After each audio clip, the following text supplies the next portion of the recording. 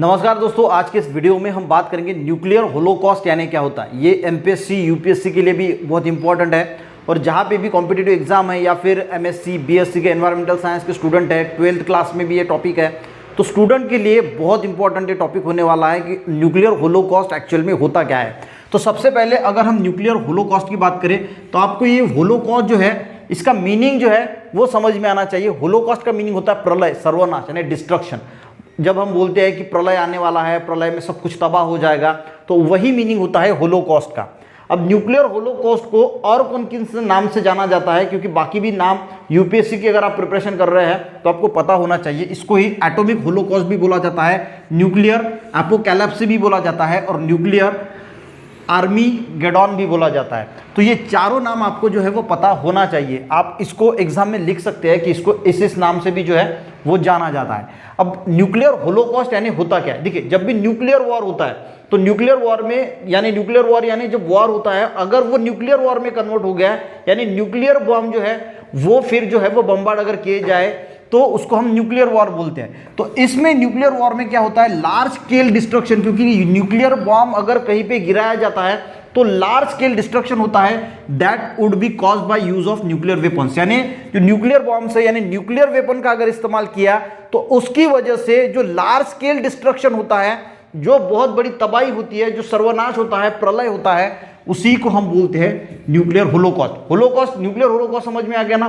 कि nuclear weapon का अगर इस्तेमाल करते हैं तो उसकी वजह से जो लार्ज स्केल में तबाही मचती है उसी को हम बोलते हैं न्यूक्लियर होलोकॉस्ट। यानी डिस्ट्रक्शन ऑफ बायोडायवर्सिटी, बायोडायवर्सिटी यानी प्लांट हो गया, एनिमल हो गया, जो मॉन्यूमेंट्स हो गए, स्ट्रक्चर्स हो गए, बिल्डिंग्स हो गए, इन सारे का डिस्ट्रक्शन हो जाता है, वो सारे के सारे खत्म हो जाते हैं बाय न्यूक्लियर इक्विपमेंट और न्यूक्लियर बॉम्ब। तो मोटा मोटा आपको ये तो समझ में आ गया कि न्यूक्लियर होलोकॉस्ट का मीनिंग क्या होता है। अगर हम किसी वॉर में न्यूक्लियर वेपन का इस्तेमाल करते हैं, न्यूक्लियर बॉम्ब का इस्तेमाल करते हैं, तो उसकी वजह से जो डिस्ट्रक्शन होता है, जो लार्ज स्केल में तबाही मचती है, उसी को न्यूक्लियर होलोकॉस्ट जो है वो बोला जाता है। अब इसको दो इसमें क्लासिफाई किया जाता है।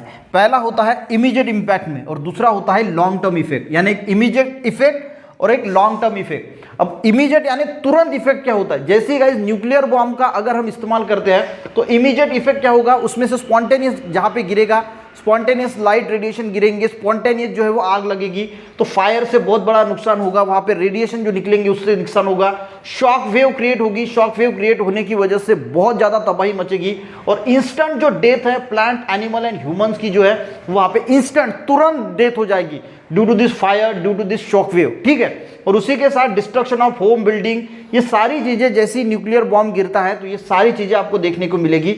ये हो गया इमीडिएट इफेक्ट। और लॉन्ग टर्म इफेक्ट में अगर हम बात करें तो न्यूक्लियर विंटर होगा। न्यूक्लियर विंटर का मतलब क्या है, जहां पे वो न्यूक्लियर बॉम्ब गिराया जाएगा या न्यूक्लियर वेपन जहां पे गिराए जाएंगे तो large quantity of black soot in the atmosphere, यानी एटमॉस्फेयर में एक ब्लैक सूट जो है वो फैल जाएगा, यानी धुआं जो होता है ब्लैक सूट, और इसकी वजह से क्या होगा, जो सन का लाइट है वो उस एरिया पे जा नहीं सकेगा, तो उसकी वजह से वहां का जो टेम्परेचर है वो बहुत कम हो जाएगा, यानी फ्रीजिंग टेम्परेचर पे आ जाएगा।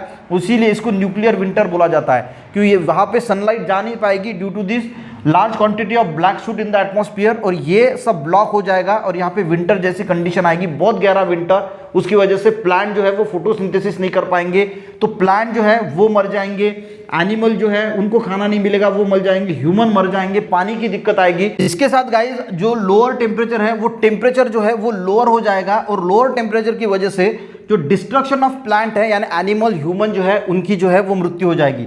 ओजोन लेयर का जो है वो भी डिप्लेशन हो जाएगा, ओजोन लेयर जो है वो डैमेज हो जाएगी और कैंसर हो सकता है। लॉन्ग टर्म की इफेक्ट की हम बात करें तो जो ह्यूमन बीइंग है उनको कैंसर जो है वो हो सकता है और जेनेटिक म्यूटेशन हो सकता है। यानी म्यूटेशन यानी क्या होता है, sudden heritable changes in the genetic material, यानी जेनेटिक मटेरियल में जो है वो चेंजेस हो गए, म्यूटेशन हो गए, और उसके जो इफेक्ट है वो लॉन्ग टर्म में यानी जो चिल्ड्रन है उनकी जो आने वाली जनरेशन है उन पे भी जो है वो दिखेंगे।